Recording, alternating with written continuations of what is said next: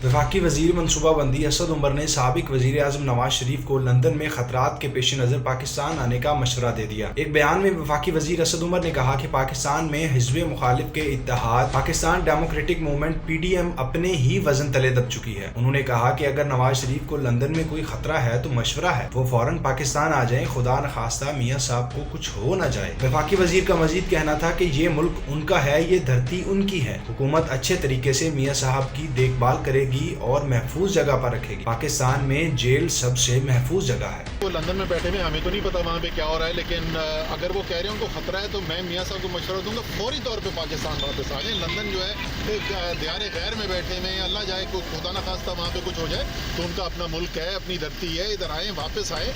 बड़ी अच्छी तरीके से सरकार उनकी देखभाल भी करेगी, बड़ी सिक्योर जगह पे रखेगी। जेल से क्या है वो जेल ही वापस आएगा ना, और तो कहीं नहीं जा सकते, लेकिन बड़ी महफूज जगह है, बड़ी अच्छी तरीके से वहाँ पे रखा जाए।